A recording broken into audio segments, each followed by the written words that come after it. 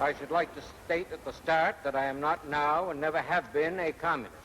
Ask them if they ever found in me anything except the highest adherence to duty and honor. If I am lying, I should go to jail. If Mr. Chambers is lying, he should go to jail.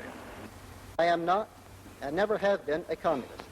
In this cell, there was also Owen J. Lattimore. All that Senator McCarthy has been trying to do is expose the communists who have infiltrated the Department of the Army. And let me say that I am honored when people come up to me on the streets, perhaps I don't deserve this honor, and say, "You're the man who killed Joe McCarthy."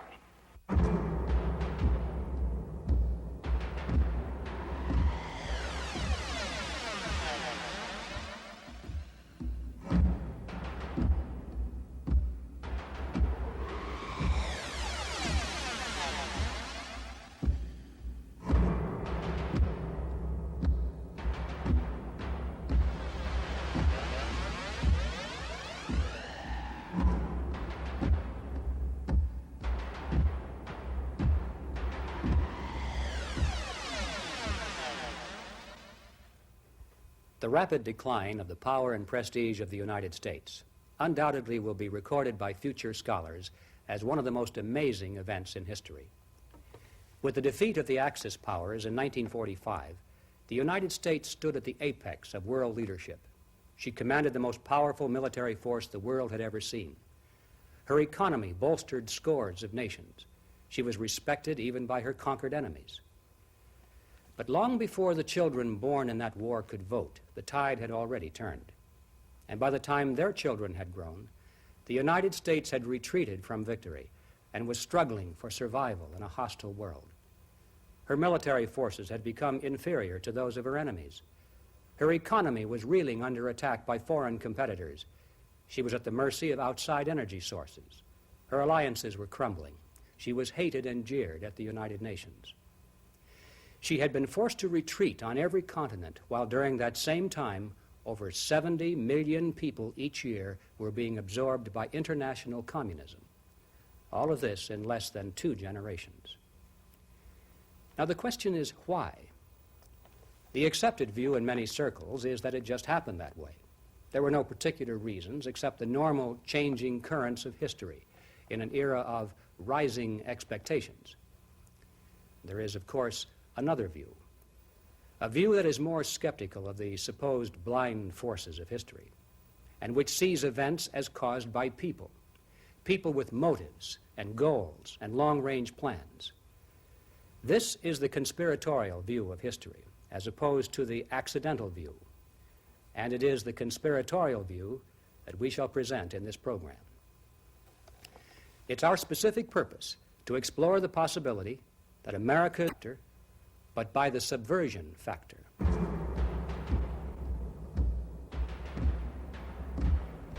The most significant aspect of communist expansion since 1945 is the fact that it has not been accomplished by traditional military force. These countries were not conquered by external invasion of Soviet troops, but by internal terrorism, revolution, and subversion by people who were citizens of each target nation.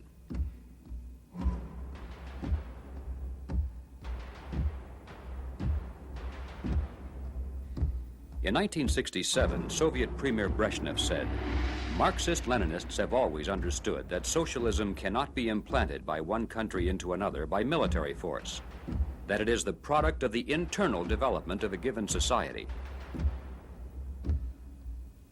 Brezhnev's predecessor, Nikita Khrushchev, was even more explicit when he said, "I am convinced that tomorrow the red flag will fly over the United States, but we will not fly the flag. It will be the American people themselves." The historical record is clear. The prime directive of communist strategy is conquest. And most important lesson to be learned is that at the time of takeover, the actual number of communists in any country is usually less than 3%, and in many cases, such as the Soviet Union itself, it has been less than 1% of the total population. The place to begin this inquiry, therefore, is to examine the strategy by which a tiny minority can capture control of an existing government. The success of this strategy has been largely the result of 2 factors working together. One is the mobilization of mass action among the non-communist population, demonstrations, general strikes, or insurrection. The other is the paralysis of the target government, the inability to fight back effectively, indecision, delays, blunders. It's not surprising, therefore, to learn that a major part of communist strategy is devoted to techniques for creating exactly these two conditions: mobilization of the masses and paralysis of the government. In August of 1922, at a secluded resort near Bridgman, Michigan, law enforcement officers raided a meeting of the top leaders of the Communist Party of America. Hundreds of secret documents were seized. One of the most revealing of these was a directive from Moscow, signed by members of the Executive Committee of the Communist International. In this document, it was firmly established that the Communist Party of America was not independent, but merely a branch of the international organization under firm control of the Soviets. The directive said, "The ruling of the Communist International must be accepted as obligating every member of the Communist Party of America, minority or majority." Another important document was written by the American communists themselves. It said, "The great mass of the working class cannot be formed into organizations consciously under the control of the communists. The communists, therefore, are compelled to function as an underground party. The Communist Party is obliged to penetrate all existing working class and semi-working class organizations to reach the masses, using these organizations as tools and auxiliaries of the Communist Party." The directive made clear that under favorable circumstances, it would be desirable to allow the Communist Party to come out in the open and to appear as a political party. But then it said, "Even though the Communist Party shall have come above ground, the underground organization remains as the directing organ of the open Communist Party." It's important to realize that the open Communist Party, which offers candidates for public office, is not the real organizational force of the movement. It is merely one of the multitude of surface organizations designed to lead the masses. In some countries, such as France and Italy, where communism is viewed merely as a popular political movement, this may be a major channel of mass influence. But in countries such as West Germany, England, or the United States, where the communist label is not popular, it is through the other surface organizations that the underground seeks control of the masses, while the visible communist apparatus serves as a decoy to lull the electorate into believing that the movement is small and harmless. Manipulation of the public is an important part of communist strategy, but the second and equally important objective is paralysis of the target government. For this to be accomplished, it is necessary for the underground to infiltrate into the government itself. I was one of the editors of the Student Review, which was a more or less communist-controlled student paper. And Edmund Stevens. Nathaniel Weil joined the Communist Party at Harvard in 1932 after becoming convinced that capitalism was doomed and that the only other alternatives were communism or fascism. Shortly afterward, he obtained employment under the Roosevelt administration in the Department of Agriculture. After I had been at the job for about a year, when I was 23, I received a telephone call from a voice which simply identified itself as Hal from New York. And Hal asked me to meet him at a restaurant in a part of town which government officials did not frequent. I inferred, of course, that Hal represented the Communist Party. And he told me that his name was Hal Ware. He said the decision has been taken to organize a special secret cell of communists who will be totally separated from the party and will include only those people who are believed to have a big future in the government of the United States. This unit will be under the direct control of the Communist International, and you will have nothing to do with the Communist Party or any member of it. We were under no circumstances to engage in communistic talk. We were not to indoctrinate anybody, and we were not to try to recruit anybody. A lie on that is not considered a lie. Tell us some of your activities when you were a card-carrying member.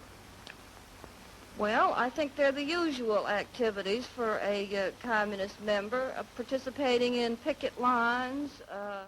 In November of 1945, Elizabeth Bentley revealed to the FBI that for 11 years she had served as an espionage courier between an agent from the Soviet Union and members of the American Underground Organization, most of whom held key positions within the United States government. When she was assigned this position, she was told to destroy her party card and any other documentation that might prove she was a member of the party. In her book entitled Out of Bondage, she describes the instructions of the Soviet agent. He said, "You are now no longer an ordinary communist, but a member of the underground. You must cut yourself off completely from all your old communist friends. You cannot even be known as a liberal and move in progressive circles. Instead, you must pose as an ultra-conservative with a slight leaning toward fascism." Larry Grathwohl became a member of the Weather Underground Organization in 1969 as an undercover operative for law enforcement agencies in Ohio. Before breaking away and testifying in 1970, he had risen to the rank of courier and carried directives from the Central Committee to the operating units within various cities. After explaining how the Weather Underground serves the purposes of the Soviet Union with control exerted through Cuba, he then explained the importance of what are called sleepers in the Soviet underground.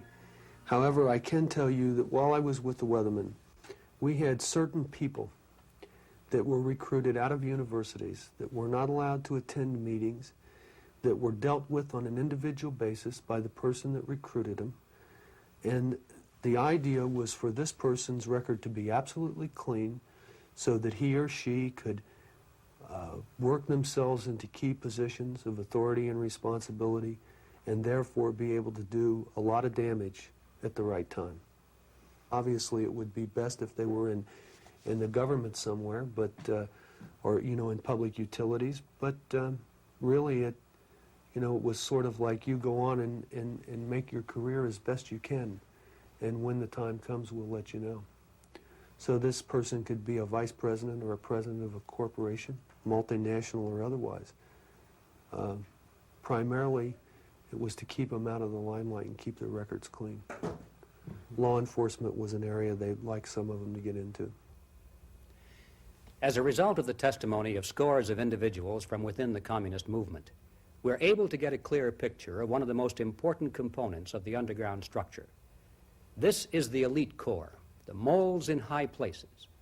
They have special assignments that require deep cover, and they're considered too valuable to risk being exposed, even to the rank and file of dedicated communists who themselves may belong to other parts of the underground. The important question, of course, is to what extent has this communist underground been successful? Lies the history of subversion by bribery, blackmail, or terrorism. But the subversion of government from within government is a gigantic subject by itself. And it is to that history that we shall turn our attention next. The Communist Party in the United States was officially established in 1919, only 2 years after the Bolshevik seizure of power in Russia. During the following 2 decades, over 100,000 American citizens flocked into the party. Unemployment and economic depression had convinced them that capitalism was crumbling, and a fear of the rising specter of fascism led them to embrace what they believed was the only alternative.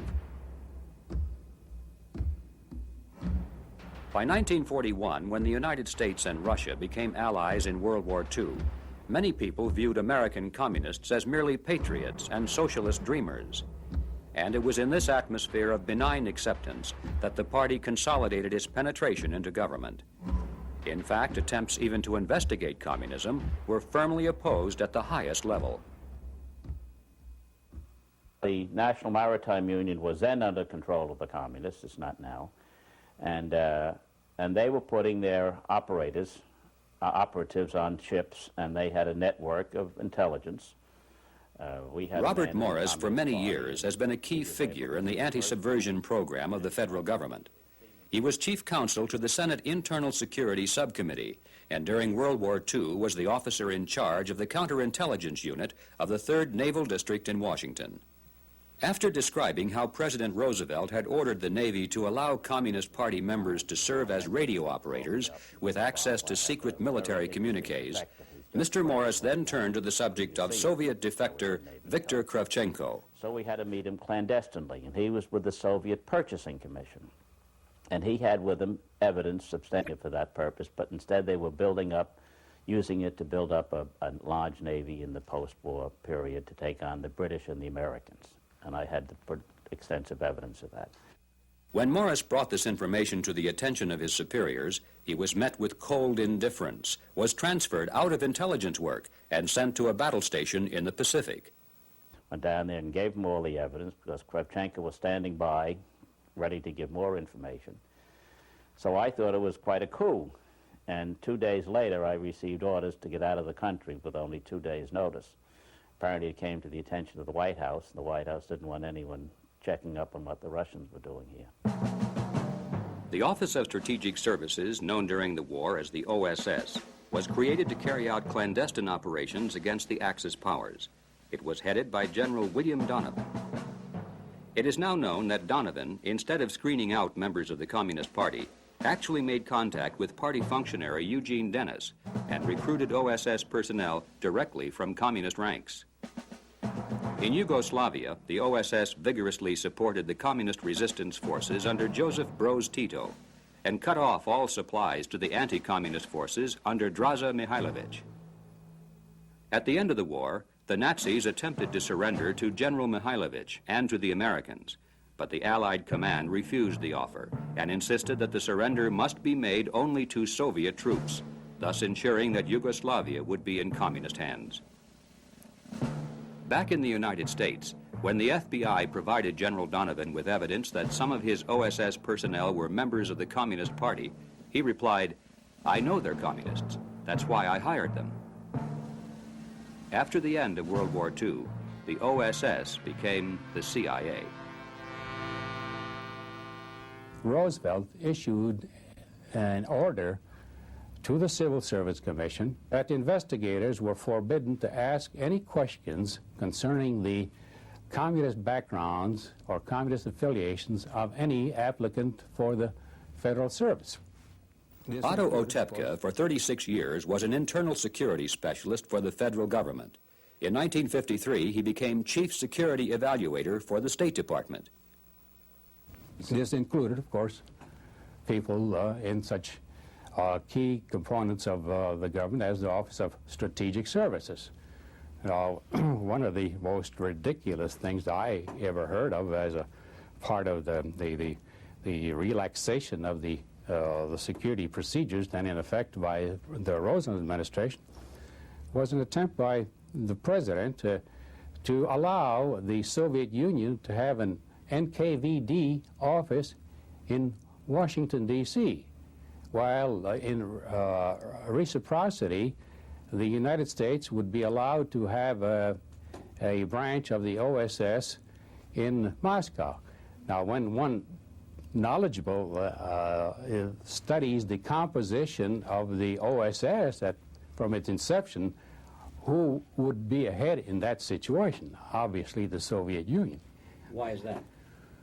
Well, because of the OSS, as history has now established, was comprised at the very top in key positions with individuals who were sympathetic to the Soviet Union.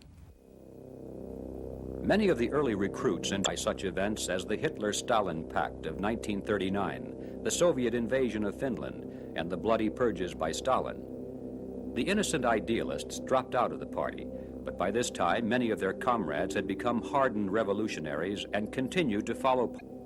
Some of those who left the underground came forward to tell their story, and it is through their testimony that we have learned about those who remained behind. Whittaker Chambers was one of those who broke away. Chambers revealed that for 14 years he had been a dedicated communist and had acted as liaison in Washington for a group of communists who held high-ranking positions in the federal government. Elizabeth Bentley was another one who broke from the party in disillusionment. She had held a position similar to that of Whittaker Chambers and had dealt with many of the same people. We were getting information from the Army, particularly the Air Corps, from the Treasury, from the State Department, from the OSS, from the CIA. Whittaker Chambers and Elizabeth Bentley described the existence of 3 underground groups, or cells. The oldest of these was the Ware Cell, formed by Harold Ware, an official of the Department of Agriculture. The Silvermaster Cell was under the direction of Nathan Gregory Silvermaster, an official of the Farm Security Administration. And the Perlow Cell was headed by Victor Perlow, an official in the Treasury Department. Over 80 persons were identified by name as part of this espionage network. The following is but a brief sampling from that list. Harry Dexter White, Assistant Secretary of the Treasury, First U.S. Director of the International Monetary Fund, author of the Morgenthau Plan for the dismantling of post-war Germany, member of the Advisory Committee of the OSS. Laughlin Curry, Administrative Assistant to President Roosevelt, Specialist on the Far East, Personal Presidential Envoy to China. Harold Glasser, Assistant to Harry Dexter White in the Treasury Department, U.S. Economic Advisor to Foreign Governments, Advisor to Secretary of State George Marshall, helped determine which countries would receive U.S. economic aid. Major William Ullman, United States Air Force, Materiel and Service Division in the Pentagon, access to restricted military information, document photography specialist for the Silvermaster Cell. Also named were Frank Coe in the Treasury Department, John Apt in the Department of Justice, Nathan Witt, Henry Collins in the Department of Labor, Sonia Gold in a Congressional Investigative Committee, and in the OSS, Maurice Halperin, Donald Niven, Duncan Lee, Helen Tenney, J. Julius Joseph, and Donald Wheeler. But perhaps the best-known name of all was Alger Hiss. Ask them if they ever found in me anything except the highest adherence to duty and honor. Then the committee can judge and the public can judge whether to believe a self-discredited accuser whose names and aliases are as numerous and as casual as his accusations. The other side of this question is the reliability of the allegations before this committee, the undocumented statements of the man who now calls himself Whittaker Chambers. I don't hate Mr. Hiss.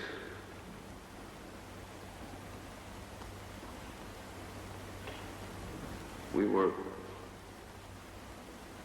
close friends, but we are caught in the tragedy of history.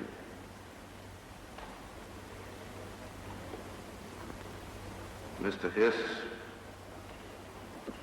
represents the concealed enemy against which we are all fighting, and I am fighting. I testified against him with remorse and pity. Alger Hiss began his government career as a law clerk for Supreme Court Justice Oliver Wendell Holmes. Later was employed in the Department of Agriculture, moved to the State Department, and rose rapidly to the rank of Assistant Secretary of State. Was official advisor to President Roosevelt at Yalta, where major decisions were made affecting the fate of post-war Europe and China. Supervised the writing of the United Nations Charter. Was chairman and acting Secretary General at the founding meeting of the UN. In 1939, was identified as a communist agent by 2 independent sources, the French Intelligence Service and Whittaker Chambers. The reports were ignored and he was promoted. Again, in 1945, was implicated by the testimony of Elizabeth Bentley. Again, the reports were ignored and he was promoted. Was identified a 3rd time in 1946 by a Soviet defector in Canada, and again he was retained and promoted.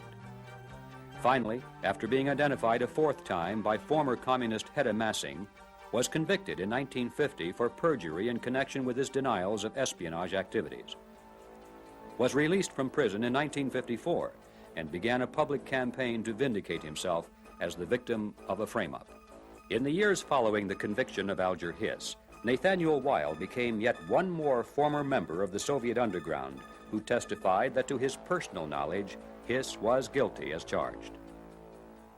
The answer to that is that I attended with Hiss probably, at a guess, 30 meetings of the cell. The cell never contained more than 8 or 10 members while I was in it. And I would also meet them at parties, so that I knew Hiss, even though I did not like him too well. I don't mean I disliked him. I mean he impressed me as a cold, calculating person who had a certain fanaticism about him, a lack of the human qualities that what one likes. But I knew him well, so there was no problem in my mind as to identification. I was not guilty of any of the things Mr. Chambers charged, except that I knew him briefly. Were you ever a communist? No, didn't happen to be. It is estimated that for every person exposed by the testimony of former communists, there are many more that have remained undetected. Elizabeth Bentley stated in 1952 that while she was in the espionage groups working in Washington under Soviet direction, groups that were so important that not even she was allowed to learn of their identities. Neither of these cells have ever been exposed. In September of 1949, the Soviet Union successfully detonated its first atomic bomb. Western scientists were stunned because of earlier predictions that Soviet nuclear technology was at least a decade behind the United States. The story of how the Soviets so quickly acquired this technology begins with the American Lend-Lease program during World War II. Great Falls, Montana was the location of the U.S. Air Force Base that was used for Lend-Lease air shipments to Russia. Major George Racy Jordan was the officer in charge of this operation from 1942 to 1944. In his book, From Major Jordan's Diaries, he revealed that in addition to the expected crates of food and machinery, the Soviets also were being sent large numbers of black suitcases, which he was told were diplomatic luggage. Becoming suspicious, on one occasion he conducted a surprise inspection of these suitcases and found every one of them to be filled with such documents as maps of military installations and harbors, blueprints for weapons under development, photocopies of tens of thousands, and countless file folders bulging with official documents of the federal government. Written across the front of one folder were the words, "From Hiss." It contained hundreds of military reports. One suitcase contained scientific and engineering documents, highlighted with such strange-sounding words as fission, cyclotron, proton, neutron, heavy water, uranium. Included also was a map labeled Oak Ridge, Manhattan Engineering District. And attached to these materials was a handwritten note on official White House stationery addressed to Anastas Mikoyan, the number 3 man in the Soviet Union. The note was signed by Harry Hopkins, the American official in charge of the Lend-Lease program, President Roosevelt's personal advisor and friend. In 1943, Hopkins at the White House spoke with Major Jordan by telephone, told him to expedite a special shipment that was coming through and not to make any official record of it. When the mysterious cargo arrived, it was identified as uranium salts. The shipment was sent through, and as requested, no official record was made, except in Major Jordan's diaries. In September of 1945, a Russian code clerk named Igor Guzenko, assigned to the Soviet embassy in Ottawa, approached Canadian officials and asked for political asylum. This is the only photograph of Guzenko ever released to the public, and it was not published until after his death in 1982. While working at the Soviet embassy, Guzenko had become dismayed by the fact that his superiors already were preparing for a new war following the defeat of Germany, a war against the entire non-communist world. As a code clerk, he had access to all secret communiques, and he brought many of these with him to prove the truth of his allegations. Wearing a hood here to preserve his anonymity as a protection against reprisals, Guzenko revealed that there was a group of Canadian citizens with important positions within their government who in reality were agents of the Soviet Union. But the most electrifying disclosure of all was that the network included one of the top scientists working in cooperation with the United States on the atomic bomb project. His name was Dr. He was second in authority only to the head of the Canadian project. He had provided the Soviets with information about the secret test of the bomb, and he had delivered to them actual samples of uranium. When confronted with the evidence, Dr. May confessed that everything Guzenko had revealed was true. Another British scientist on loan to the United States was Dr. Emil Klaus Fuchs, who had been assigned to work at the top-secret facility at Los Alamos, New Mexico. He was one of the few people at that time who had knowledge of how to construct the bomb trigger mechanism. Under questioning, Dr. Fuchs confessed that he also had been working with the communist underground and that he had given the Soviets drawings and detailed instructions on how to assemble and explode the atomic bomb.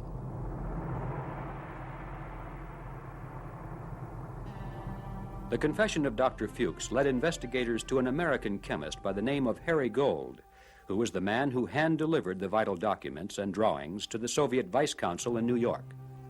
When Gold was confronted with Dr. Fuchs' testimony, he too confessed, and this led to the exposure of a network of American citizens who were in a position to channel top-secret nuclear information into Soviet hands.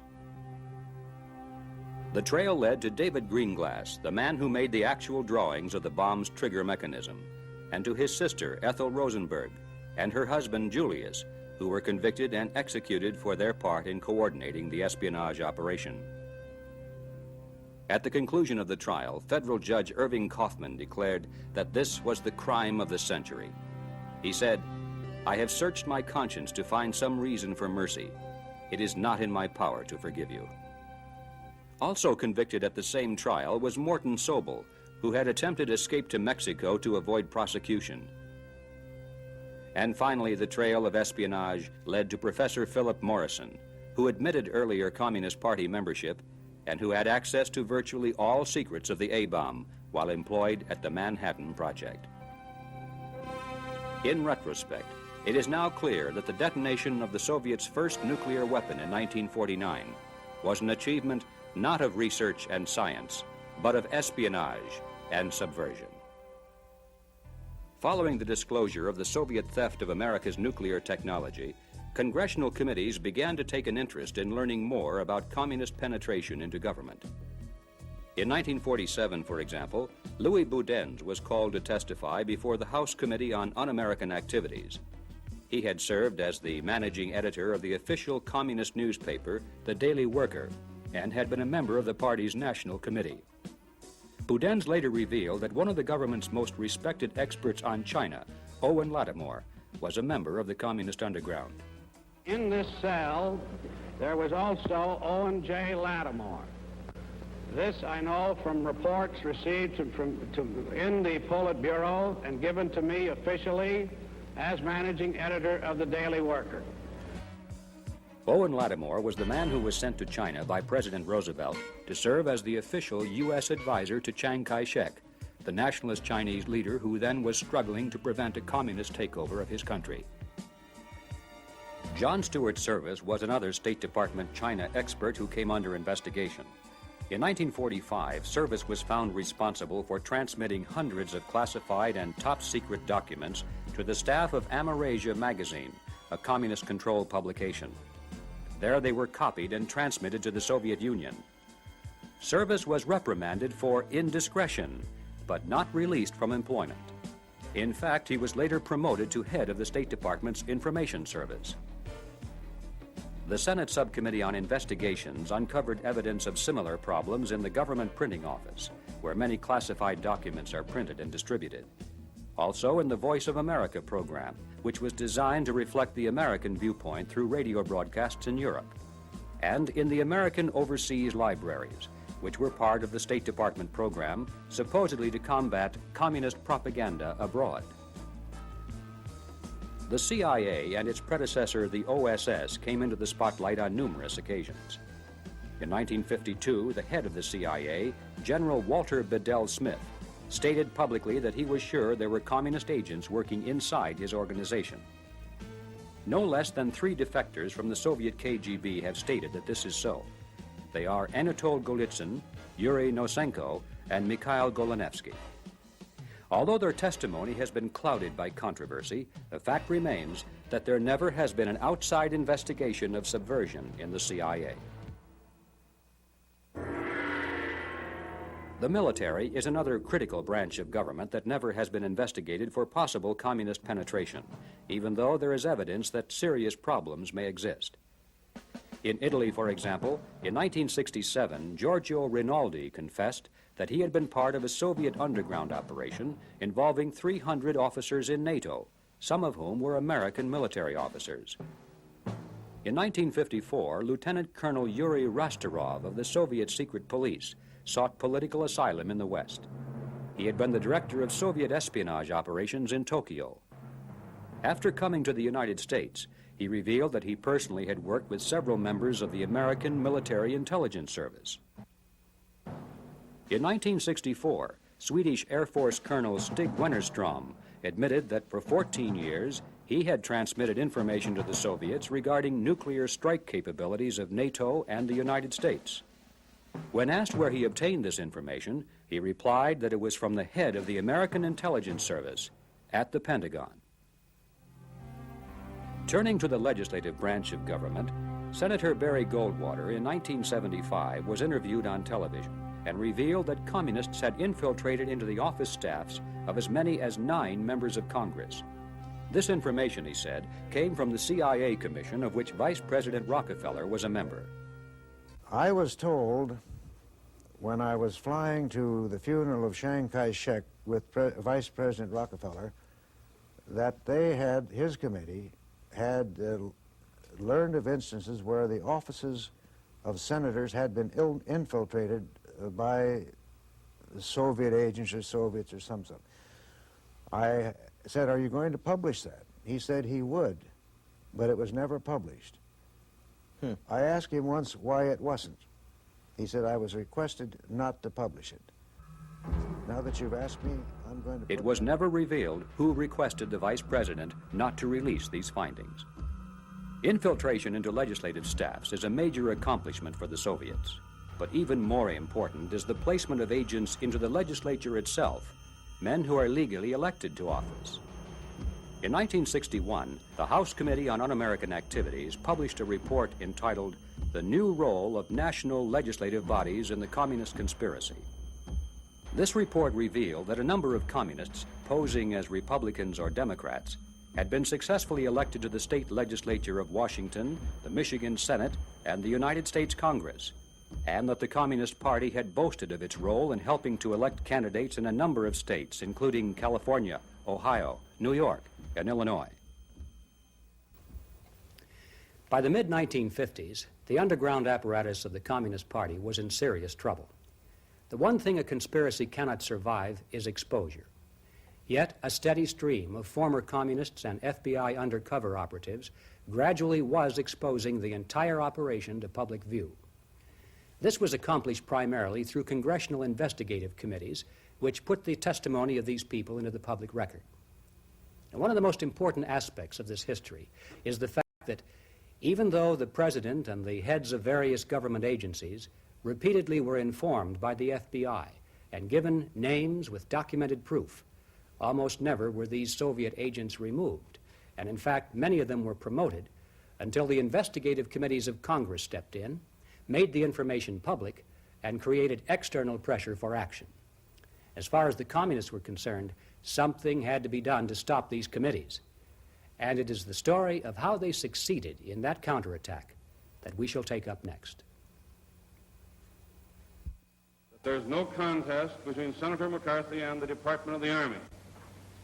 All that Senator McCarthy has been trying to do is expose the communists who have infiltrated the Department of the Army. The late Senator Joseph McCarthy, in the minds of many, has become the symbol of anti-communism in America.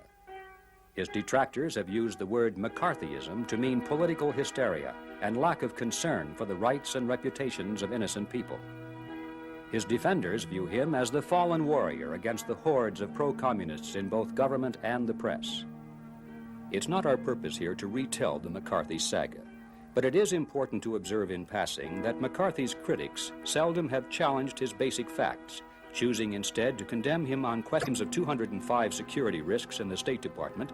No one denied that such people were on the payroll, but they attacked him because he was not always consistent with the number of names on his list.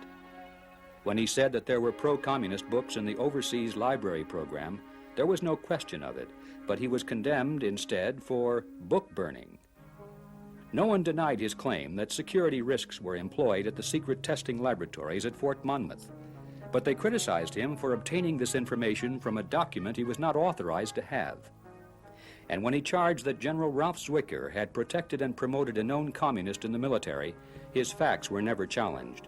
He was attacked instead for losing his temper and speaking harshly to a brigadier general. You hear all this talk about Senator McCarthy's methods, usually in a derogatory sense, like people saying, well, I agreed with his fight against communism and his goals, but I didn't agree with his methods. In 1951, Roy Cohn had served as the assistant federal prosecutor in the trial of atomic bomb spies Julius and Ethel Rosenberg. But from 1953 to 1955, he was the chief counsel for the Senate Subcommittee on Investigations, of which Senator McCarthy was chairman. Somebody like Bill Buckley will take the position that, well, his controversiality maybe in the long run hurt the cause and things like that. I don't buy that. Somebody had to make this fight. Senator after senator had declined to do it. It was a dangerous fight because, as we've discussed, you were taking on the media, you were taking on people with vested interests in covering up these communist activities, and it took a man who was a man to do it. And Senator McCarthy was that man. So you can say by his fearlessness and his courage, he made himself an open target for the enemy. Well, that's true. I suppose he did. But that was the risk of the game which he was willing to take and which I think the results he achieved. And I, again, keep coming back to where we are today, because you have to view everything in perspective. If the communists had turned out to be a bunch of pussycats who held free elections in Czechoslovakia and Poland and Hungary and Bulgaria and so on and so forth, and who never went near Afghanistan, or who embraced solidarity and said, you want freedom, you've got it, I'd look like an awful fool today, and I wish I did. But unfortunately, history has proved the opposite, that what we were yelling about 25 years ago has all come true, and there isn't that much left of the free world. Regardless of the controversy surrounding the career of Joseph McCarthy, regardless and above all others, the destruction of his political career and the placement of the word McCarthyism into the American vocabulary was the turning point in the fortunes of the Soviet underground. From that moment forward, any outspoken anti-communist could be discredited in the public mind merely by labeling him a McCarthyite.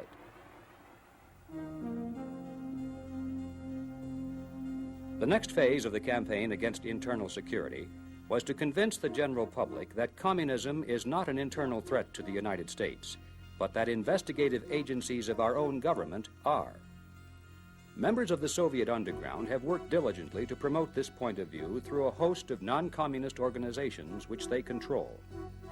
Their public pronouncements do not call for the defense of communism, which would be unpopular, but instead for the protection of civil liberties, freedom of association, and the right to political dissent. One of the first organizations to serve this function was the American Civil Liberties Union. It was formed in 1920 by Roger Baldwin, who publicly advocated the right to overthrow the government by force and violence. He also said, I am for socialism, disarmament, and ultimately the abolishing of the state itself. Communism is, of course, the goal. In a letter to an associate, Baldwin gave this advice. He said, we want also to look like patriots in everything we do. We want to get a good lot of flags, talk a great deal about the Constitution and what our forefathers wanted to make of this country, and to show that we are the folks that really stand for the spirit of the Constitution. Among the founding membership of the ACLU were such notables as William Foster, who later became the head of the above-ground Communist Party, USA, Felix Frankfurter, who later became a Supreme Court justice, Dr. Harry Ward, of the spokesman for the Communist Party. It was inevitable that the ACLU would become the first non-communist organization to oppose the investigative committees. It carried out a public opinion campaign in favor of the censure of Senator McCarthy, and by 1960 had made the abolition of the House Committee on Un-American Activities one of its primary objectives. One of the functions of the ACLU is to provide free legal services. Most of its officials are lawyers, and many of them belong to an organization known as the National Lawyers Guild. The National Lawyers Guild was formed in 1937 with the assistance of the American branch of an agency of the Soviet Comintern. It has been described by the communists themselves as a transmission belt for the Soviet underground. A committee of Congress officially declared it to be the legal bulwark of the Communist Party. Members of the National Lawyers Guild have provided legal defense and, in some cases, financial assistance to such groups as the Weather Underground Organization, the Puerto Rican FALN terrorists, the Black Panther Party, the American Indian Movement, and the Symbionese Liberation Army. In 1975, William Kunstler and other members of the National Lawyers Guild offered their support to the leaders of the West German terrorist Red Army Fraction, better known as the Baader-Meinhof Gang. They even attempted to send a team of lawyers to Germany to aid in their legal defense. One of the members of that team was Ramsey Clark, former Attorney General of the United States. Perhaps the most conspicuous group within the National Lawyers Guild has been the New York law firm of Rabinowitz, Boudin, and Standard. Leonard Boudin is the father of Kathy Boudin, one of the leaders of the Weather Underground Organization. Victor Rabinowitz, his law partner, has been identified as a member of the Communist Party, and their law firm is an official agent of Cuba in United States courts. By the early 1950s, the Communist Party had launched 3 additional organizations designed to build public opposition to the investigation of communism.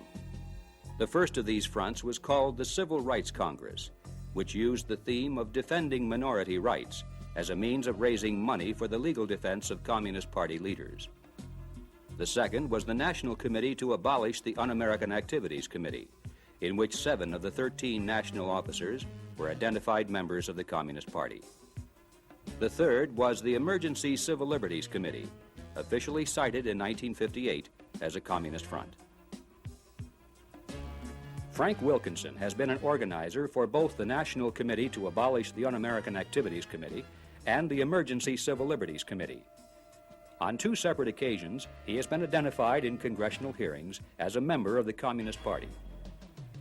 Wilkinson currently is head of a new organization, the National Committee Against Repressive Legislation, and is sought after as a public speaker, particularly on college campuses, where he is presented merely as an advocate of civil liberties.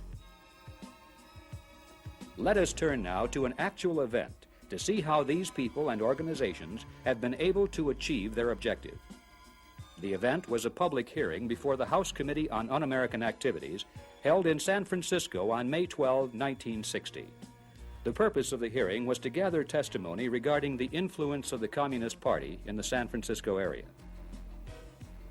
Frank Wilkinson is one of the first organizers to arrive on the scene. Working through a group, American Freedoms, he helps coordinate the distribution of thousands of copies of a speech by Congressman James Roosevelt, in which the House Committee on Un-American Activities. Well, have you had anything to do with the demonstrations in front of the City Hall today? No, I've just been an observer of those. I understand. Wilkinson and other members of the Soviet apparatus in California formulate a 4-point strategy for attack against the committee. First, they will generate public opposition to the hearing. Secondly, they will pack the hearing room with people who are hostile to the committee, drawing heavily upon radicalized students from the university. Third, they will disrupt the hearing with tactics of open defiance, forcing the police to use crowd control measures to reestablish order. Fourth, they will treat the utilizing news coverage of the action as evidence that repressive measures are used against innocent protesters. The packing of the hearing room comes off exactly as planned. The handful-of crowd that comes not to listen, but to protest. When the room is filled to capacity and hundreds are turned away, communist agitators seize upon this as a propaganda device to disrupt the meeting. From left to right, we see Ralph Izzard, Archie Brown, Sally Itarian Sweet, and Saul Wachter. Open the doors! Open the doors! What are you hiding? What are you hiding? We have nothing to hide. What are you hiding? Let the people in out here. Then get out, you un-American. That's what you should do. Pack up and get out. You are.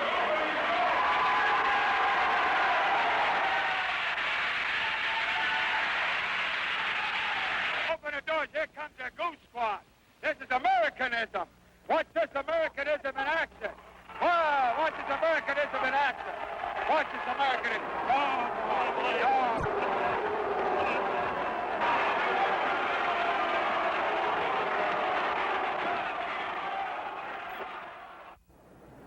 Douglas Wachter, son of Sol Wachter, is a communist-trained student organizer at the Berkeley campus of the University of California. He also was an official delegate to the Communist Party's recent annual convention. Pleading the Fifth Amendment when asked about his party membership, he presents himself not as an agent of a foreign power, but as a patriot whose only concern is to defend the Constitution. I cannot cooperate with the committee in answering any such questions. I feel I have an obligation as a citizen of this country to preserve the Constitution, and I do not feel I can do so in good conscience by allowing the House Un-American Activities Committee to inquire into my beliefs or associations. On the second day of the hearings, California State Assemblyman Philip Burton addresses a rally of protesters and calls for the abolition of the committee. His sister-in-law, Michelle Burton, was an official delegate to the 1962 Communist World Youth Festival in Helsinki. Burton himself has established a long record of support for officially cited Communist Front organizations. Philip Burton later would become a member of the United States Congress. William Mandel is a well-known news commentator over radio station KPFA. In due course, he is called to testify about evidence of his role in the Communist Party as an instructor in tactics. If you think that I am going to cooperate with this collection of Judases, of men who sit there in violation of the United States Constitution, if you think I'll cooperate with you in any way, you are insane. This question has no purpose other than to harass me. When I was asked this question last in 1943 by the late Joe McCarthy, and let me say that I am honored when people come up to me on the streets, perhaps I don't deserve this honor, and say, you're the man who killed Joe McCarthy. Because I happened to appear on the first day of the book-burning hearing, and I did my best to conduct myself in the manner which I'm conducting myself today. If there were any such evidence against me under any law, the proper authorities could move against me. This body is improperly constituted. It is a kangaroo court. It does not have my respect. It has my utmost contempt. And I am not going to answer that question, sir. By noon of the second day, the unruly crowd has grown to such proportions that it now blocks access to other rooms in the City Hall, and the jeering and chanting interfere with proceedings in courtrooms on the third floor.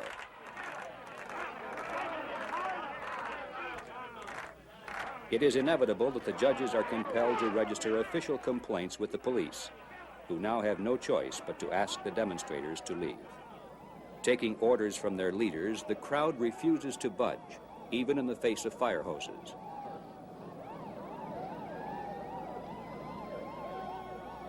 The result is a media event of great proportions, as the protesters are unceremoniously removed, one by one.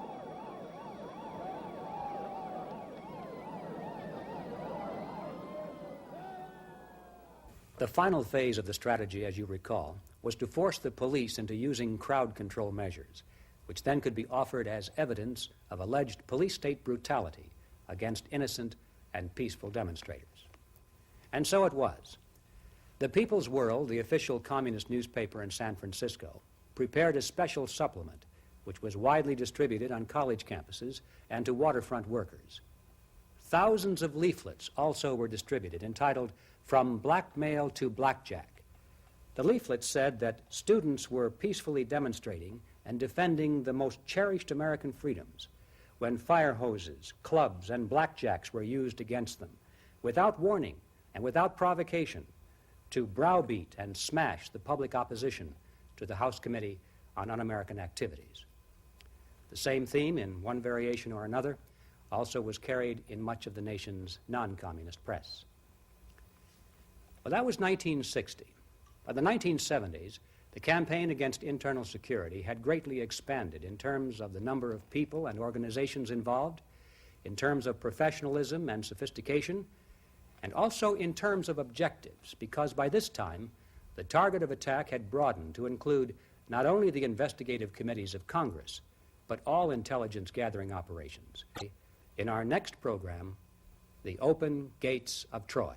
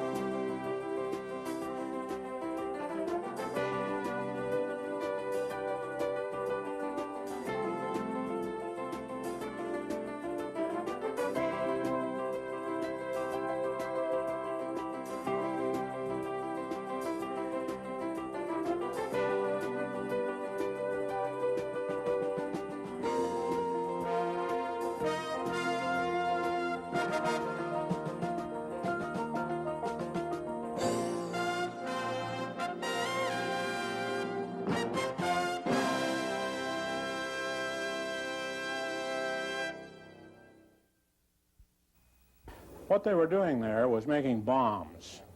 They were making anti-personnel bombs. They were taking 4 or 5 sticks of dynamite, hundreds of heavy nails, and taping the nails on the outside of the dynamite so that when it exploded, it would send those nails out in every direction, and of course, any one like a bullet. So they would have killed hundreds of people had they been successful.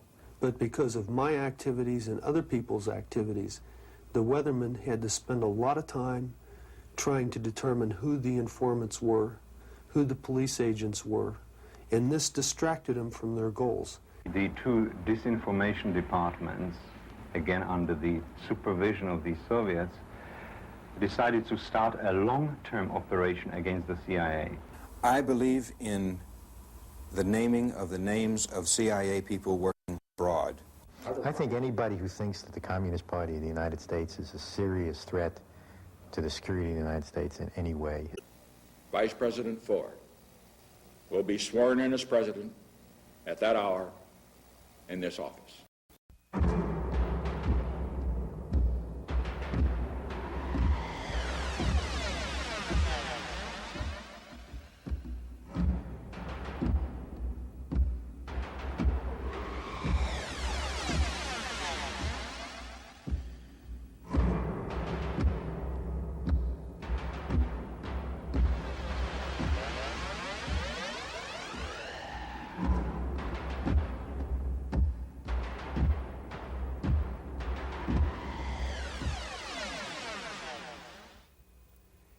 In the 1st century BC, it was the Roman poet Virgil who immortalized the story of the Trojan horse. After 10 years of warfare, the Greeks hadn't been able to breach the impenetrable walls around the Trojan city of Troy. Finally, they devised a scheme for accomplishing through trickery what they could not achieve by military might.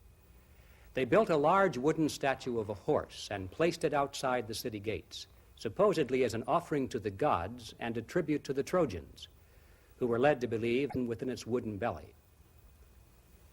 That night, while the Trojans slept with pleasant dreams of peace, the soldiers crept from their hiding place, overpowered the few sentries who remained on guard, and from the inside opened the gates of Troy. Legions of warriors waiting on the outside rushed into the defenseless city, and roaming through the streets at will, massacred the population. When they left, it is said that every building had been destroyed, and no living thing remained behind. Now, there is much in common between the ancient city of Troy and the United States of America. In the past, our walls have been impenetrable against the armies of all hostile foreign powers. But now we're told that there no longer is any danger because our enemy has mellowed and gone.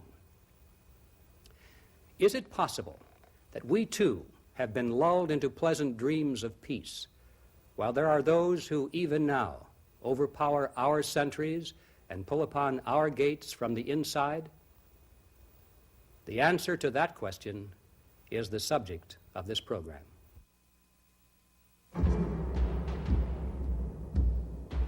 In Part 1, entitled Moles in High Places, we pose the proposition that America's retreat from victory since the end of World War II was the result not of a confusion factor, but of the subversion factor. We reviewed the official Soviet strategy for utilizing subversion as a method of conquest from within. We took a look at the record of early communist success in penetrating into the highest levels of our government. We saw how these disclosures were met with indifference or hostility from the executive branch, the courts, and Congress itself. We saw men who were blatant security risks continue to rise in federal employment.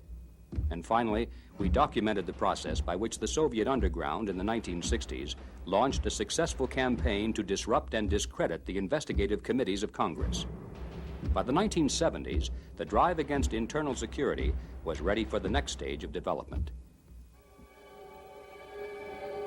In June of 1971, Daniel Ellsberg and Anthony Russo of the RAND Corporation were charged with espionage and theft of government property when they delivered for publication certain highly classified documents, which became known as the Pentagon Papers. The publishing of these documents provided the Soviets with an effective anti-American propaganda weapon in Southeast Asia, and also gave them the key to our secret diplomatic code, a key they could use to decipher hundreds of older messages recorded and stored for just such a breakthrough. Ellsberg and Rousseau claimed that freedom of the press gave them the right to obtain and publish these documents. A team of National Lawyers Guild attorneys was assembled for their defense, and the head of this team was Leonard Boudin of the law firm Rabinowitz, Boudin and Standard, a registered agent of Cuba. Also active in the defense was an organization called the Institute for Policy Studies. Sometimes described as a think tank for the left, the Institute for Policy Studies is headquartered in Washington, D.C. It has served as a clearinghouse for disgruntled or disloyal government employees to leak information to the press that will damage our diplomatic or military operations in other countries. One of the founders of the Institute for Policy Studies was Richard Barnett. In his book, Intervention and Revolution, Barnett describes communist movements and terrorist campaigns around the world as being merely local struggles for power with no connection to the Soviet Union. It is Barnett's position that the Soviet KGB is not aggressive in these activities and that local communist leaders are independent of Moscow. In his book entitled The Economy of Death, he wrote, "If a country in Asia, Africa, or Latin America goes communist, the Soviet Union or China does not necessarily benefit. Revolutionary regimes, even communist ones, do not make the United States any weaker militarily or the communist powers any stronger." One of the goals of the Institute for Policy Studies has been to weaken and neutralize the CIA. This is also a goal of the KGB. In spite of the fact that the CIA already may have been compromised by communist agents within its ranks, and in spite of the fact that in many countries it has supported the worst possible non-communist leaders among the contenders, still, in some countries, the CIA has done much to slow down communist progress. And as long as it remains in operation, there is always a chance that it could do great future damage to Soviet plans. I believe in the naming of the names of CIA people working abroad, or in the United States for that matter, because I think that people around the world ought to know, as a matter of principle, with whom they're dealing. That is, if they're dealing... The name of Philip Agee has become synonymous with the drive against the CIA. Agee had been a CIA operations officer in Latin America. He resigned in 1969 and began work on his book entitled Inside the Company, CIA Diary, which became an international bestseller in 1975. The theme of his book was simple. The CIA is on the side of evil, engaged in a senseless and cruel campaign against an imaginary threat of communism. Agee frankly supports the activities of the KGB and even complains that the Soviets are not doing enough in the area of secret operations. In the conclusion of his book, Agee revealed his personal ideology. He said, "Reforms of the FBI and the CIA." In the June 1975 issue of Esquire magazine, Agee was even more blunt when he said, "I aspire to be a communist and a revolutionary." In 1977, Agee was deported from Britain for his activities on behalf of the KGB. One of the persons who came to his legal defense was Ramsey Clark, former Attorney General of the United States. As early as 1974, Philip Agee had become associated with a periodical called Counterspy, which published the names and addresses of CIA officers stationed in other countries. I believe that by exposing the identities of CIA officers abroad, it will make it that much harder for presidents of the United States, through the CIA, to install the Pinochets of today and tomorrow. One of the names published by Counterspy was Richard Welch, attached to the U.S. Embassy in Athens, Greece. Shortly after his name was revealed, Welch was ambushed and killed by local terrorists. Similar assassination attempts have been made on U.S. officials in other countries immediately following the public disclosure of their names. In July of 1978, Philip Agee traveled to Cuba to participate in the 11th Communist World Youth Festival. While there, he announced the formation of a new publication called the Covert Action Information Bulletin. An editorial in the first issue stated, "We will never stop exposing CIA personnel and operations whenever and wherever we find them." It's likely that some of the names released by the Covert Action Bulletin actually were CIA officers working under cover of other occupations, but many were not. In fact, one source for acquiring these names was the Soviet disinformation departments of East Germany and Czechoslovakia.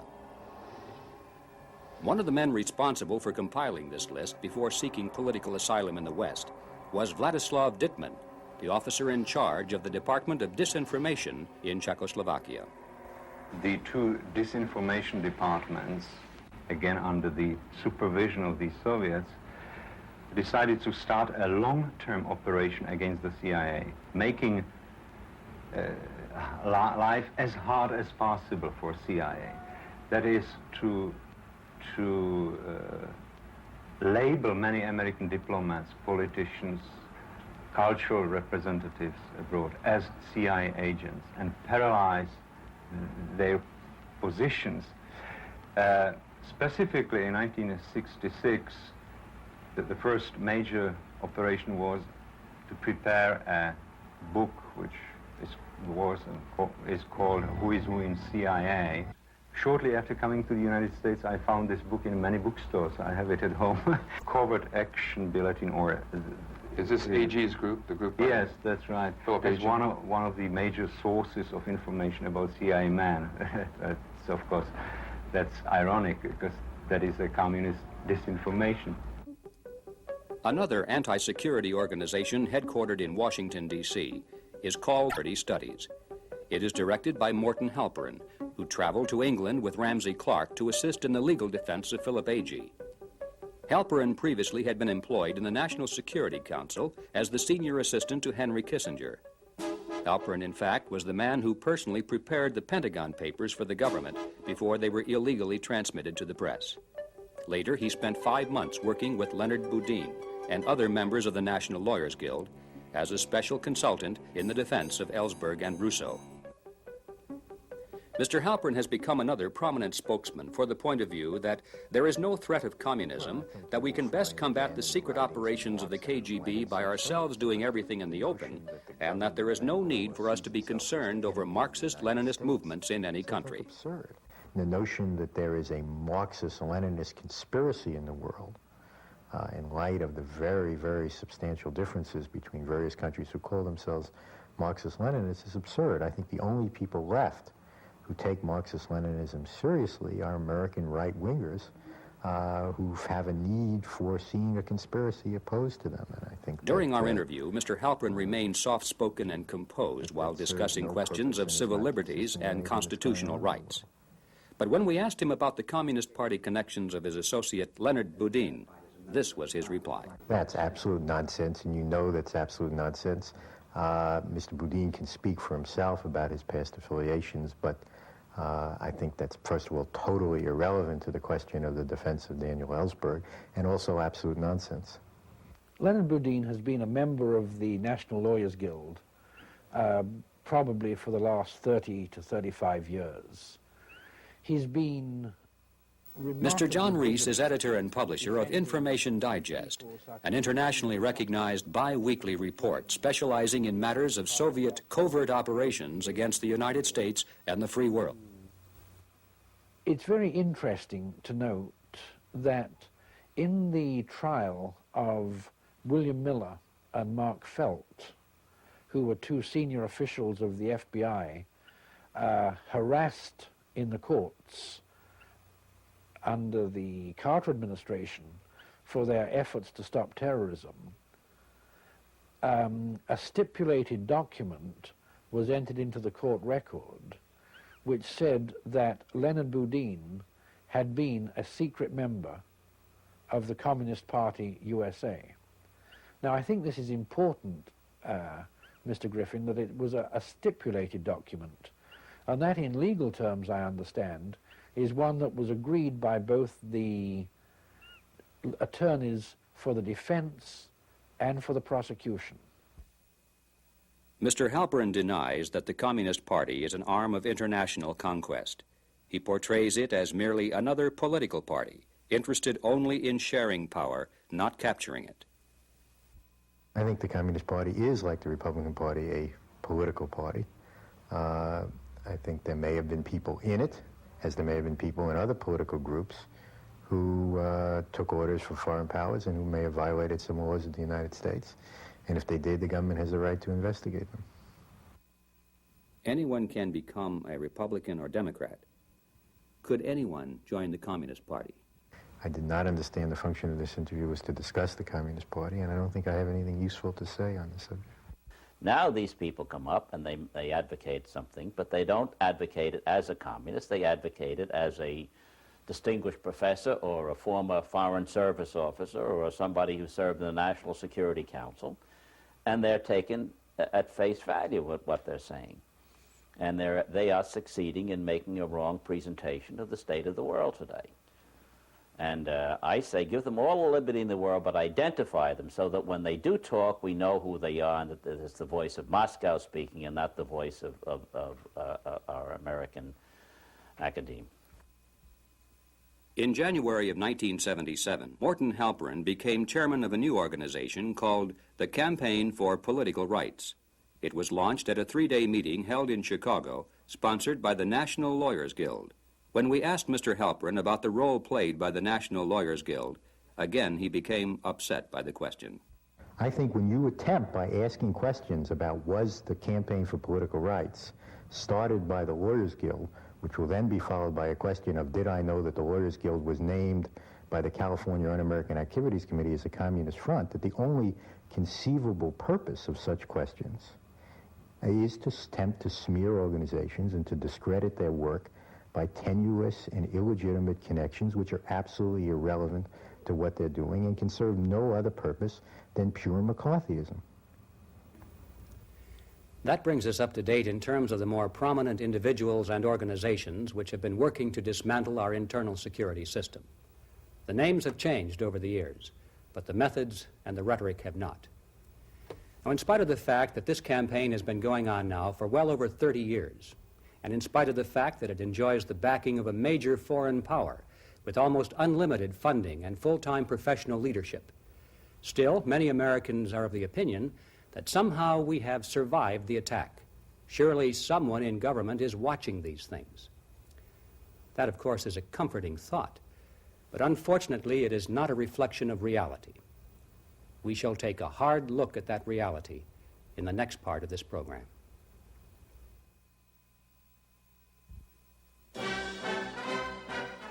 We Americans do not like to hear criticism of our presidents, especially if we personally have voted for them. It is as though our ballot somehow has sanctified these politicians and converted them into sages and saints. But the fact remains that presidents from both political parties have contributed to the undermining of our internal security system, and we cannot sweep these facts under the rug merely because the men involved have been politically popular. The role played by FDR in opening up government employment to communists in the 1930s and 40s previously has been shown. When Roosevelt died in 1945, Harry Truman stepped into the presidency, but made few changes regarding internal security. In fact, Mr. Truman was upset by the exposure of Assistant Secretary of the Treasury, Harry Dexter White, especially when it was learned that Truman had promoted him after being told by the FBI that White was a communist. The president also was outspoken against the investigation of Alger Hiss and dismissed the issue as being merely a red herring.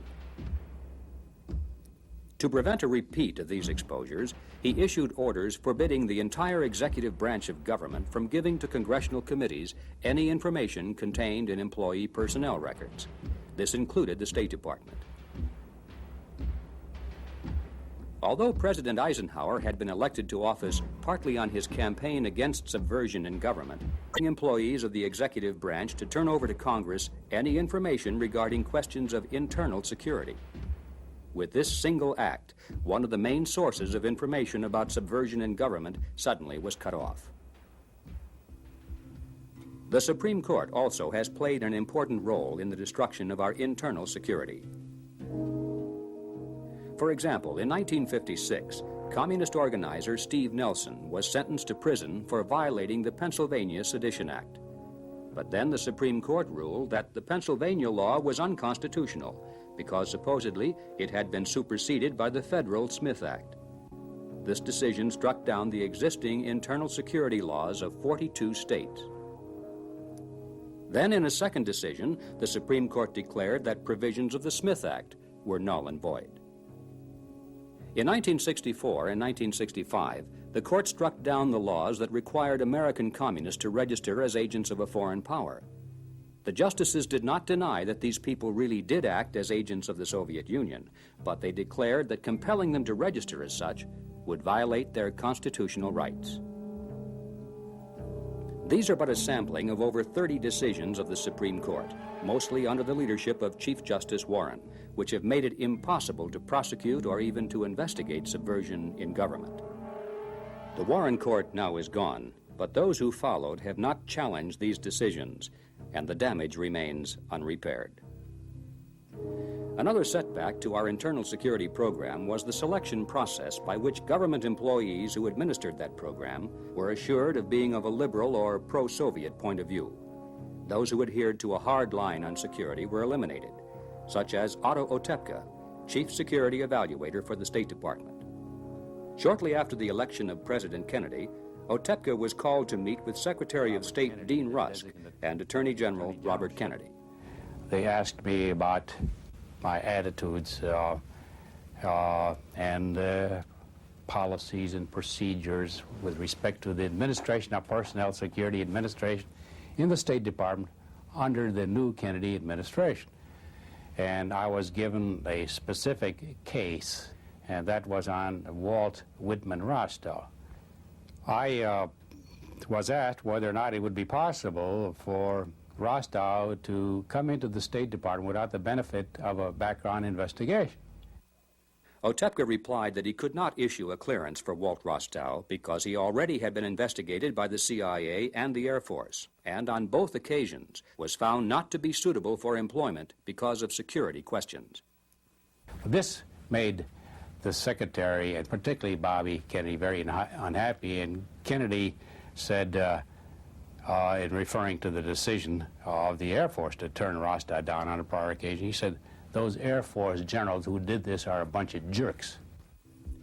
Shortly after this meeting took place, Walt Rostow, the man who was denied a security clearance by the CIA, the Air Force, and the State Department, was appointed by President Kennedy to be his special assistant in none other than national security affairs. The Assistant Secretary of State for International Organization Affairs under the Kennedy administration was Harlan Cleveland. Cleveland had approached Otepka to see if there was some way to get Alger Hiss back into the State Department after his release from prison. Cleveland himself had been hired only after the Security Evaluations Division had been ordered from above to waive the usual pre-employment security check of his background. Cleveland was responsible for selecting a special committee of 10 experts to rewrite the internal security procedures for Americans employed at the UN. They were all allies and associates of Alger Hiss. The 10 people that I mentioned earlier, who Cleveland wanted on his committee to reform security procedures. They reformed them all right. They abolished them. In 1963, Otto Otepka was called to testify before the Senate Internal Security Subcommittee. One of the disclosures made in that testimony was the case of William Wieland. Wieland had been a State Department officer in charge of Cuban affairs. He played a key role in shaping the U.S. pro-Castro policy during the critical days of Castro's takeover in Cuba. Otepka had discovered that Wieland, at the time of obtaining employment in the State Department, had concealed information about his past, including an unresolved allegation that he had been connected with the Cuban Communist Party. Otepka also discovered that Wieland had concealed evidence that Castro was a communist. There was just a preponderance of evidence showing that Fidel Castro was a communist. Yet, William Wieland was advising his superiors, John Foster Dulles, and then when he died, Christian Herter, that there was no evidence that Castro was a communist, and that we should seek an accommodation with Castro and get rid of that right-wing dictator, Batista. When all of this was brought out in my evaluation report, I found out, that is, that Wieland had his supporters upstairs who immediately came to his rescue, who didn't want these facts to come out. The strategy of the State Department was to force Otepka's resignation. his file's assignment was to index the congressional record. But Otto Otepka did not yield to these pressures, and his superior, who had ordered the tapping of his telephone, was the one who was forced to resign. In the end, Otepka was vindicated. But conditions in the State Department did not change. William Whelan was promoted, and Otepka never again served as security evaluator, nor in fact did anyone else. The job itself was abolished. Part of the responsibility for screening employees of the State Department was transferred to the Civil Service Commission. But the Civil Service Commission had stopped even asking questions about employee loyalty to the United States. According to the Supreme Court, such questions are now unconstitutional. I shall resign the presidency effective at noon tomorrow.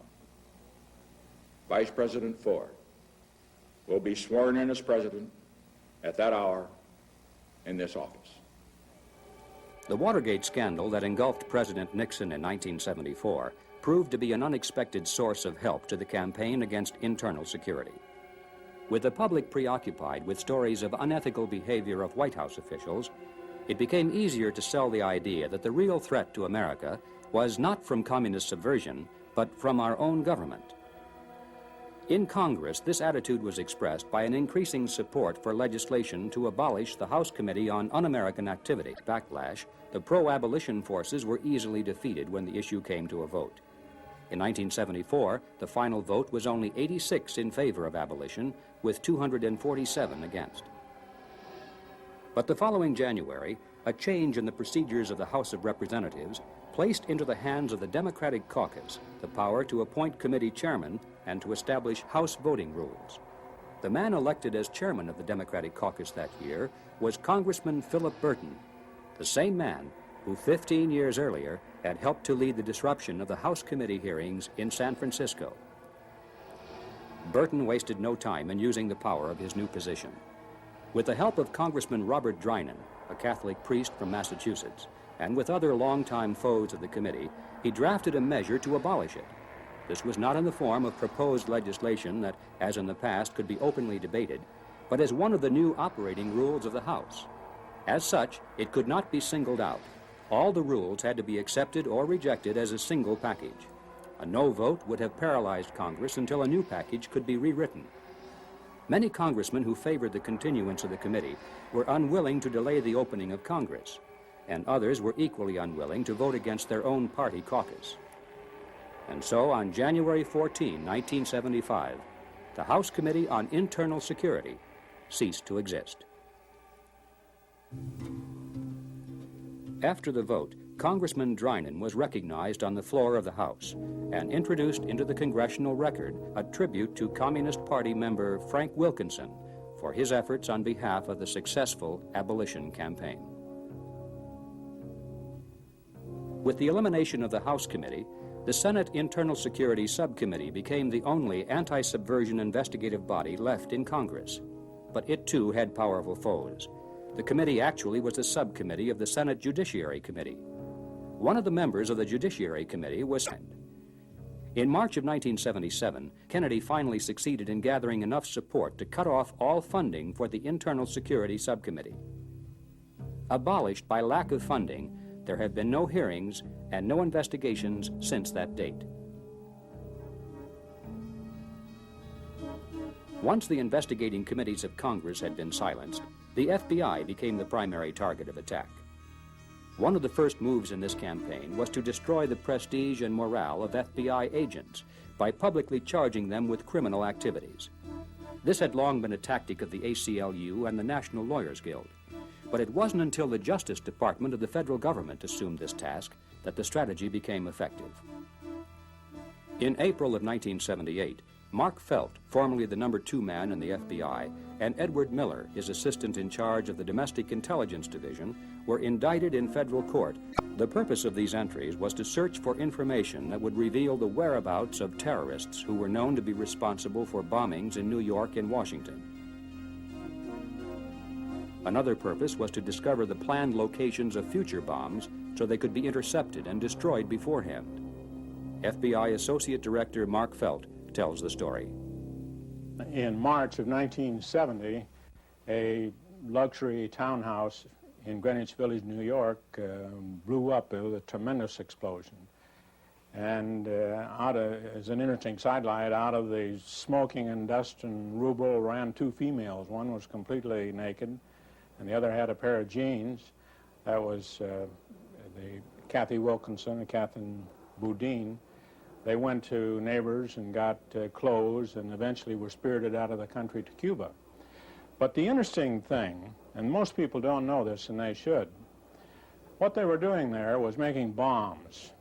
They were making anti-personnel bombs. They were taking 4 or 5 sticks of dynamite, hundreds of heavy nails, and taping the nails on the outside of the dynamite so that when it exploded, it would send those nails out in every direction, and of course, any one like a bullet. So they would have killed hundreds of people had they been successful.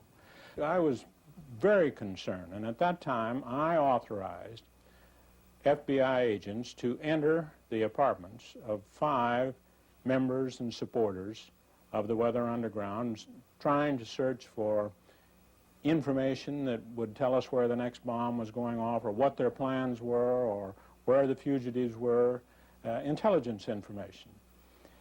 This is a technique called surreptitious entry. Some people call it a black bag job, which had been accepted in the FBI in important national security cases for as long as I was in the Bureau. Surreptitious entry is forbidden by law when used to gather evidence to convict a person for a crime already committed. But when used for the purpose of preventing a crime from being committed, especially in the field of espionage, it is an accepted practice in every civilized country in the world. In the espionage field, the worst thing you could do would be to get a warrant, because a warrant has to be served. And if you aren't in your apartment when we come to serve a warrant, we have to leave a copy of it attached to your front door. So if you're a Russian spy, what does that tell you? That tells you they're on my tail. I better stop what I'm doing. I better pull back.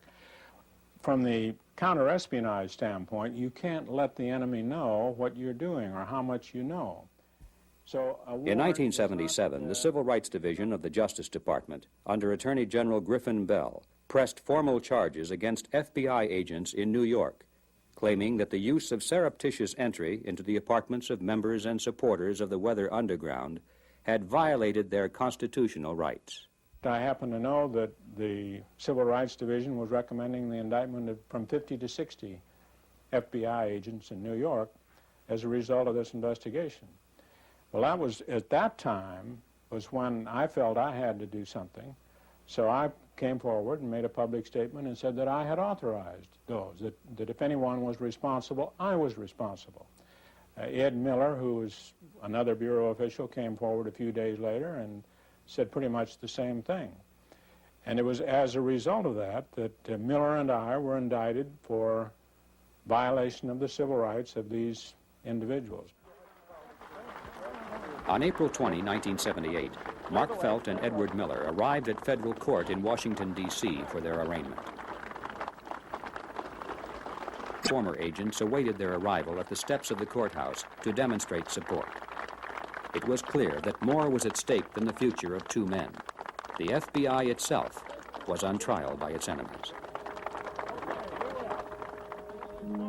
From the beginning, federal judge William Bryant demonstrated hostility to the FBI position. At several points within the trial, he even took over the role of prosecutor when the Justice Department attorneys were too slow in doing so. On the last day of the trial, Judge Bryant told the jury to ignore all issues except one. Did or did not the defendants have approval for these entries from the President? This was an incredible instruction because the defense had never claimed that they had been authorized by the President. That procedure had not been instituted by the Justice Department until 5 years after the events in question. By injecting this element at the last possible instant before the jury retired, the fate of the defendants was sealed. On November 6, 1980, Mark Felt and Edward Miller were found guilty of allegedly violating the constitutional rights of American citizens. Their fines were over $8,000, but their total legal costs for defense, an amount raised by FBI agents and friends, exceeded $1 million. By 1975, the Justice Department under the Ford administration had come under the control of Attorney General Edward Levy. since Levy had been a member of the National Lawyer's Office, would be directed toward the destruction of the internal security function of the FBI. Levy inaugurated a series of guidelines for future FBI investigations. Under these guidelines, which were based upon recommendations of the National Lawyers Guild and the American Civil Liberties Union, the FBI could no longer investigate individuals or organizations unless there was already proof that they were planning a criminal act. In a federal lawsuit brought against the government by the Alliance to End Repression, the Justice Department further stipulated that the FBI could not investigate unless the crime was to be committed in the next 48 hours. But without the power to investigate, there is little chance to obtain such proof before the crime is committed. In the past, many bombings, hijackings, and killings have been prevented because the FBI had advance information as a result of prior months and even years of investigation. Now, there is almost no way to anticipate these crimes. The FBI also was told that it could no longer use informants inside terrorist or subversive groups if those informants participated in illegal acts. This sounds reasonable in theory, but in practice, an informant who refuses to participate in the illegal acts of other members of the group soon would be dropped from its innermost circles and would cease to be an informant at all. The man appointed by President Carter to run the FBI was William Webster. When confronted with the guidelines laid down by Attorney General Levy, Mr. Webster expressed satisfaction with them, claiming that they would clarify and simplify the task of the FBI. And simplify they did. Between 1973 and 1979, the number of continuing internal security investigations at the FBI dropped from over 21,000 to 147. That's a reduction of more than 99%. The number of special agents assigned to this work had been reduced to 143, an incredibly small force considering that during that same period, the number of KGB agents under diplomatic cover and operating as journalists or businessmen had grown to almost 2,000. In other words, there are about 14 times as many KGB agents in the United States as there are FBI agents to thwart them. And this is counting just foreign personnel. It does not take into consideration the much larger group of agents with American citizenship, which also is part of the Soviet underground. The CIA also has been weakened by administrative policies established at the top. Between 1964 and 1975, the intelligence operations staff of the CIA was cut back by 40%. Then in 1977, President Carter appointed Admiral Stansfield Turner as director of the CIA. After assuming office, Turner further emasculated the agency by firing 900 of the most experienced intelligence officers that remained. The intelligence agencies of friendly governments abroad are now hesitant to share information with the CIA or the FBI because their confidential documents could be given to the very people who are named in them. This as a result of the Freedom of Information Act. The threat of assassination of CIA officers in other countries, triggered by such organizations as Philip Agee's Covert Action Information Group, has made it difficult to recruit new foreign agents abroad. The morale of the agency is now at an all-time low. Even if a decision were made today to reverse all the crippling policies, it would take many years to rebuild an experienced, efficient, and high morale intelligence operation. Although protecting the country against its enemies is a function of the federal government, state and local police agencies also have a legitimate interest in subversion, particularly as it may lead to acts of local insurrection or terrorism. And so these agencies also have come under heavy attack from the ACLU and the National Lawyers Guild. The tactic has been to raise the cry of police spying and to institute lawsuits designed to force these agencies to destroy their files and to stop the surveillance of communist activities. In 1973, for example, the New York City Police Department was forced to destroy 80% of its files relating to internal security, including information on Puerto Rican extremists. 2 years later, the Puerto Rican FALN terrorists exploded a bomb in Francie's Tavern, killing 4 and injuring more than 50 people. And on New Year's Eve, 1982, they exploded 4 bombs in Lower Manhattan and Brooklyn. The FALN has claimed responsibility for more than 100 bombings in the previous 8 years, that have killed or injured scores of Americans. Had the New York police been able to continue the surveillance of violence-oriented groups, it is possible that this carnage could have been prevented. In Chicago in 1979, during a trial in which radical leftists were suing the police for investigating them, allegedly because that was a violation of their right to privacy, the federal judge ordered the police to turn over their files on the FALN terrorists to the attorney representing the radicals. The attorney, Jonathan Moore, was a member of the National Lawyers Guild, and 3 of his law partners were members of the above-ground branch of the Weather Underground organization. These files included police analysis of FALN bombing patterns and predictions of future targets which were to be given extra police protection, everything the terrorists needed to know to counter the police. In April of the following year, copies of these police files were discovered in an FALN hideout in Milwaukee. Confidential police files show, among other things, the sources of information. Even when the names of these people have been omitted, often it's easy to determine by other data in the files who the informant is.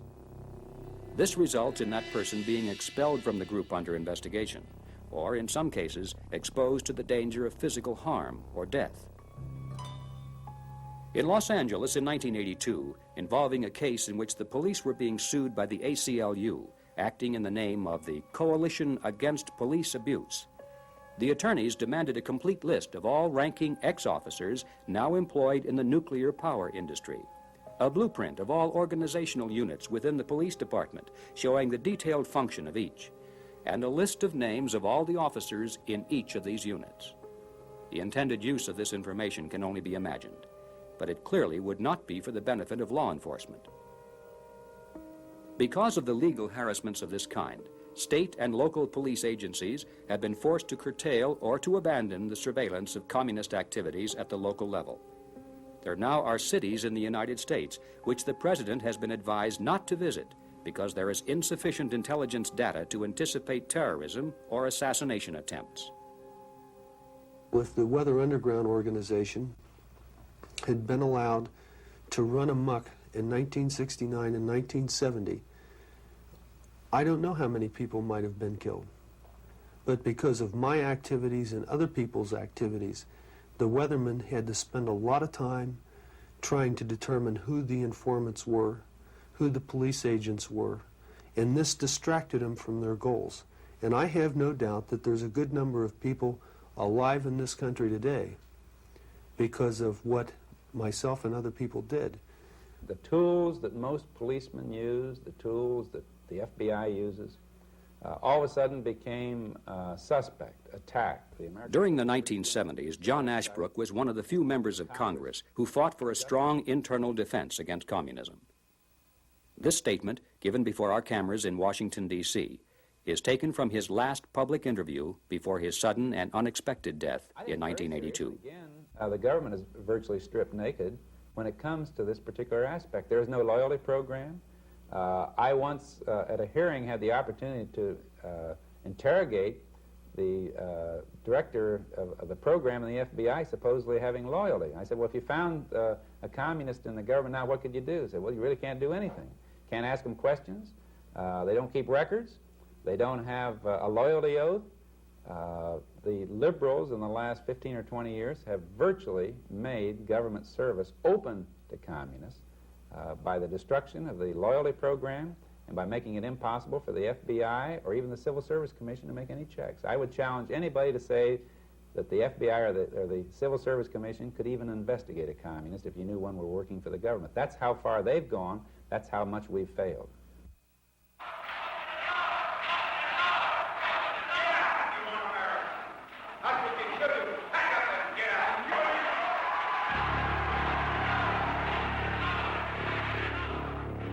If you think I'll cooperate with you in any way, you are insane.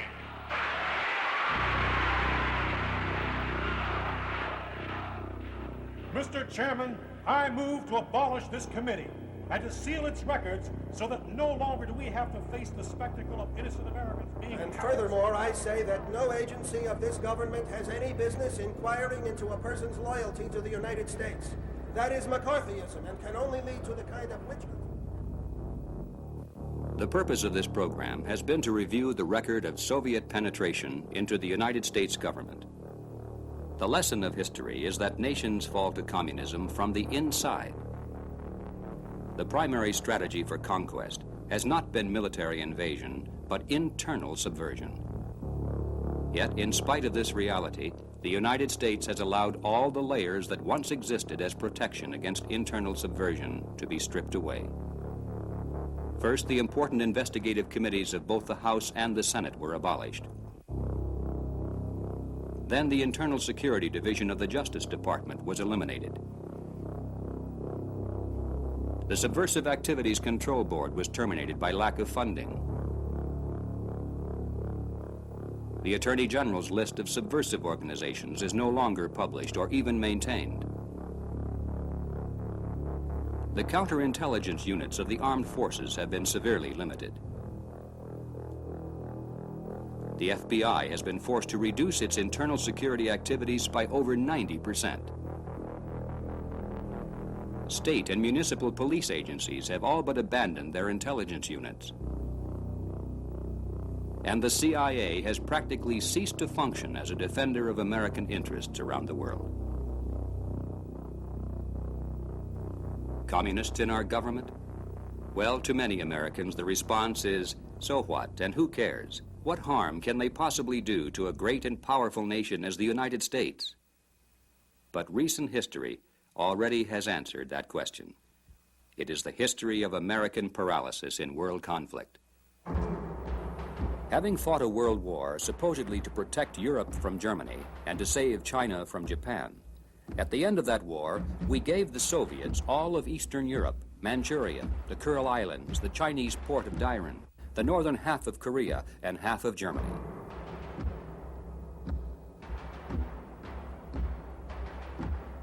In Yugoslavia, we guaranteed the success of communism by throwing our weight behind the Stalinist Tito in his fight against the pro-Western Mihailovich.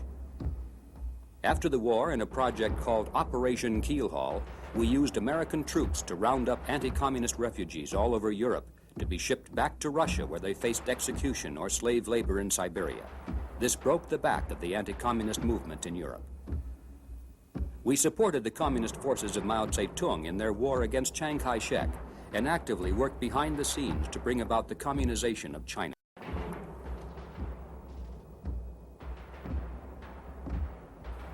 We created the United Nations and staffed the Secretariat with communists from the State Department. We gave the Soviets 3 votes in the General Assembly compared to 1 for us, and agreed further that a Soviet national would always be in charge of UN military activities. We pushed Algeria into the communist orbit by supporting Venezuela. We helped Castro to power in Cuba and later betrayed the anti-Castro invasion force at the Bay of Pigs. In Korea and Vietnam, we denied our military forces the option of victory. We supported the Sandinista communists in the takeover of Nicaragua. We gave the Panama Canal to a pro-Soviet dictatorship. We have bankrupted ourselves with foreign aid to our most bitter enemies around the world. We have built Soviet industry and have given them high technology for their nuclear strike force. When they could not pay, we canceled their debts and passed them on to the American taxpayer. We condemn anti-communist regimes in Africa and Latin America, allegedly for violations of human rights. But we invite to the White House and then publicly embrace every communist dictator in the world, no matter how bloody his hands. And while freedom fighters throw themselves against Soviet tanks in Hungary, Afghanistan, and Poland, we give solemn assurances that we will not intervene, the very communist governments which the people themselves are attempting to topple.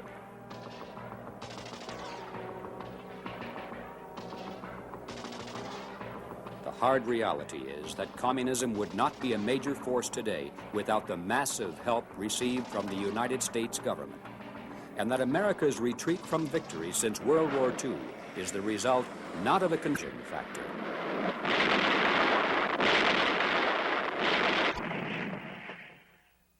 In a speech before the Roman Senate in the 1st century BC, it was Cicero who said, "A nation can survive its fools and even the ambitious, but it cannot survive treason from within." Now, it's not popular today to use the word treason, because that implies what we all dread, a state of war. But the truth is, whether we like it or not, we are at war, and we do have enemies outside our gates and inside who are sworn to our destruction. This is a new kind of war we face. We can't pick up our rifles and rush off to a foreign land to engage in open combat. The battle this time is here, in America itself. And the enemy doesn't wear a uniform or speak a strange language. He is from our country's best families and most prestigious universities. He's not found behind barricades, but in business and science, in the media, the pulpit, the classroom, and in government itself. How many of them are there and exactly where are they? We don't know. And that's the problem. Under present conditions, we have absolutely no way to find out. Now, Americans traditionally are jealous of their liberties, and it's proper that we should be vigilant against government encroachment into our private lives. But we have allowed our enemies to take advantage of this legitimate concern and to use the Constitution as a shield for treason. We must realize that there's no such thing as absolute freedom. For every right, there's an equal and opposite restraint. To have freedom of assembly, we must deny the right to yell fire in a crowded theater. And to have a system of political freedom for all, we cannot allow totalitarians the freedom to destroy the system itself. The Constitution was never intended to be a national suicide pact. And so the first step back to safety and sanity is to restore, as rapidly as possible, all the layers of internal protection that have been stripped away. This must begin in Congress, with legislation to reverse the offending Supreme Court decisions. Then the Freedom of Information Act must be overhauled to exclude internal security cases. The restrictive FBI guidelines need to be revised in favor of national security, and the congressional investigative committees need to be reactivated.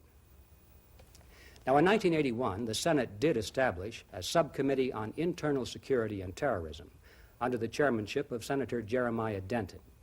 Now, that was a good start, but hampered by lack of funds and a limited staff, the committee has not been able to extensively investigate any aspect of subversion inside the United States. It needs to be funded and strengthened. Now, the CIA says that it's a hostile world out there, and we need a CIA to counter the activities of the KGB. But we do not need people running it who think the best way to oppose communism is to set up a socialist regime with communists in it. Of one thing we can be certain. Presidents may come and go, and some may say the right things during election campaigns. But after they assume the office, they'll become engulfed by a giant bureaucracy which will provide them with advice, select the information they receive, and carry out their orders. Until there is a major clean-out in Washington, we can be sure that presidential intentions, no matter how pro-American, will be subverted. Something somehow will go wrong with the best of plans. Until the underground is exposed and routed, there isn't the slightest chance that any president or even the Congress can reverse the disastrous trend of the past 40 years. And if we do not reverse that trend, not only will we push the rest of the world into communism, but we ourselves will become the ultimate prize of Soviet conquest. I know these are extremely hard and unpleasant thoughts, but frankly, it's time for us to face the truth, no matter how ugly it may be. The truth is that the subversion factor is the single most important reality in current world affairs. And the fact that many Americans have never even heard about it is an indication of how successful it has been. If we are to survive in freedom, we must strip the Soviet underground of its constitutional camouflage and also its advantage of secrecy and deception. We must expose its goals, its tactics, and its agents to public view. Finally, when forced to compete in the open on the basis of the honest merit of its ideas, it then will cease to exist in a society of free men.